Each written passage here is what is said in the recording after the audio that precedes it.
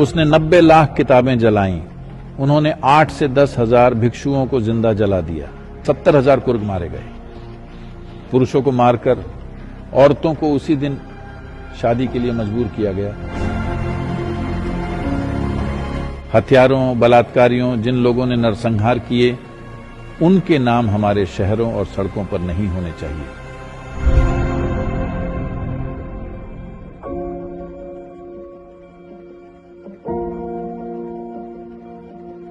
क्या आप निकट भविष्य में हिंदू जागृति देख रहे हैं या इसमें कितना समय लगेगा? मैं हिंदू शब्द का प्रयोग करने के बजाय सनातन शब्द का प्रयोग करना बेहतर समझूंगा, क्योंकि सनातन का मतलब शाश्वत होता है। कोई भी चीज तब तक शाश्वत नहीं हो सकती जब तक वह समावेशी न हो।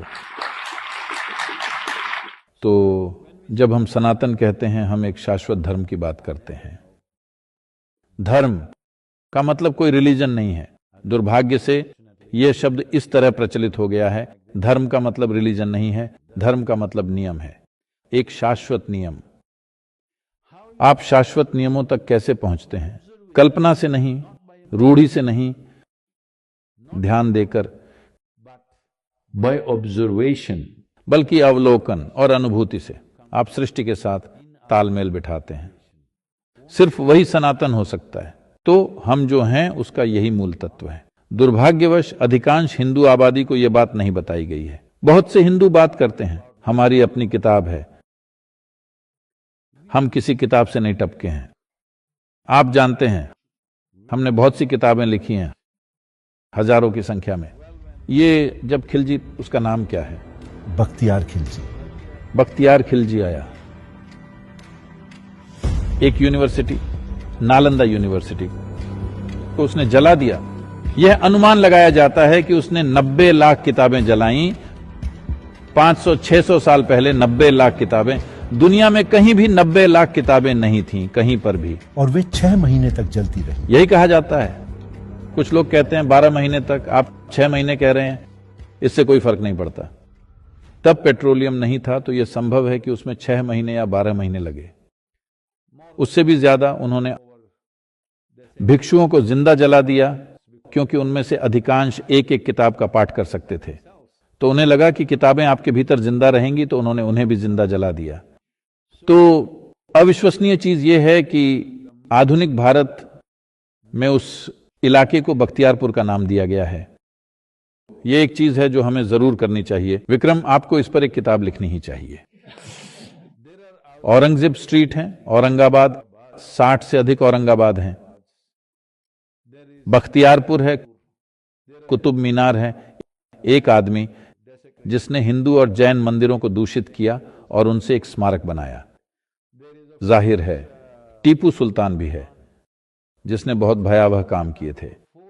टीपू सुल्तान ने 4 लाख से ज्यादा हिंदुओं को जबरन इस्लाम में कन्वर्ट किया था, सिर्फ मालाबार इलाके में। पुरुषों को मार डाला गया। कहते हैं एक इतिहास जो उसके अपने बेटे ने सही माना है, इसका मतलब ये असली है। वे गर्व से दावा करते हैं कि उसने कम से कम 10,000 हिंदुओं को मार डाला और पुरुष मार दिए गए। महिलाओं को उनके पति की मृत्यु के दिन ही शादी करने के लिए मजबूर किया गया। नहीं मानने पर उनके गुप्तांगों में गर्म लोहा डाल दिया जाता था। ऐसे काम किए गए। और मेरे मन में इस्लामी शासकों के खिलाफ कुछ नहीं है, क्योंकि वह हमारा इतिहास है। हमने उन्हें आने दिया और वे आए। जिन राजाओं ने परोपकार के साथ शासन किया, आप उनके नाम डालना चाहते हैं तो ठीक है, लेकिन हथियारों, बलात्कारियों, जिन लोगों ने आकर नरसंहार किए और सैकड़ों मंदिरों को अपवित्र किया, उनके नाम हमारे शहरों और सड़कों पर नहीं होने चाहिए। अभी हाल में किसी ने मुझे अपने घर पर आमंत्रित किया, क्योंकि वहां कुछ पायलट मिलने वाले थे। वे बोले, सदगुरु आपको आना चाहिए, आप एक लाइसेंस्ड पायलट हैं, आपको वहां होना चाहिए, वे पसंद करेंगे, सिर्फ 10 मिनट के लिए आकर चले जाइए। मैंने कहा ठीक है, मुझे पता दीजिए, मैं आ जाऊंगा। फिर उन्होंने मुझे पता दिया और उसमें था तुगलक रोड। मैंने कहा मैं नहीं आ रहा। देखिए, आपको समझना चाहिए, इसलिए नहीं कि वह इस्लामी शासक था, बल्कि इसलिए जो चीजें उसने की थी। चाहे कोई हिंदू राजा या ईसाई हो, जैसे रॉबर्ट क्लाइव स्ट्रीट का मतलब है, मैं नहीं जाऊंगा। मैंने कहा आप एक स्प्रे पेंट लेकर उस स्ट्रीट बोर्ड को काला पेंट कर दीजिए, फिर मैं आऊंगा, वरना मैं आपके घर नहीं आऊंगा। आप बेशर्मी से उस गली में रह रहे हैं, मैं उस गली में कदम नहीं रखूंगा। हमारे यहां क्यों नहीं है एडोल्फ हिटलर नगर? हम ऐसा क्यों नहीं करते? हमारे यहां ईदी अमीन नगर या पुरम क्यों नहीं है?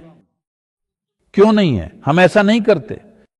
जिन लोगों ने दूसरे मनुष्यों के साथ असाधारण क्रूरता दिखाई, चाहे वे जो भी हों, हम उनका सम्मान नहीं करते। लेकिन आज इस देश में सैकड़ों नगर, गांव और शहर और सड़कें इन लोगों के नाम पर रखे गए हैं। मुझे विश्वास है कि आप बेहतर बता सकते हैं। मैं संख्याएं, नाम और तारीखें याद रखने में अच्छा नहीं हूं। हमारे कर्नाटक राज्य में भी टीपू जयंती होती है। हम उसके जन्म का भी जश्न मनाते हैं। टीपू जयंती एक टीपू एक्सप्रेस हुआ करती थी, सबसे बदतर तानाशाहों में से एक। यहाँ तक कि मरे हुए कुर्गवासियों का धर्म बदला, न सिर्फ जीवित लेकिन मुर्दों का भी धर्म हमें बदला। लगता है कि कुर्गों को सबसे ज्यादा खामियाजा भुगतना पड़ा। That's not a fact. It felt that way because the Kurgs fought. ये सच नहीं है। ऐसा इसलिए लगा क्योंकि कुर्ग लड़े। दूसरी जगहों पर लड़ने वाले लोग नहीं थे। उन्होंने खास प्रतिरोध के बिना उन पर कब्जा कर लिया, इसलिए वह कहीं लिखा नहीं गया।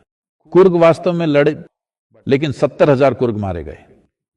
अगर आपको युद्ध लड़ते हुए मारे जाते हैं तो उस समय को देखते हुए, ये उस समय का रिवाज था, कोई बात नहीं, ठीक है, अगर कोई आकर किसी युद्ध में आपको मार डालता है।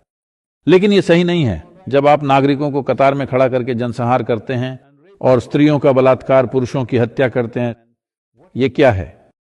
जिन लोगों ने ऐसा किया उनका नाम नगरों और सड़कों और गोल चक्करों पर नहीं होना चाहिए, लेकिन दुर्भाग्य से ऐसा है। मैं उम्मीद करता हूं कि इस देश के भविष्य में निर्वाचित नेता इसे बदलने की समझदारी दिखाएंगे।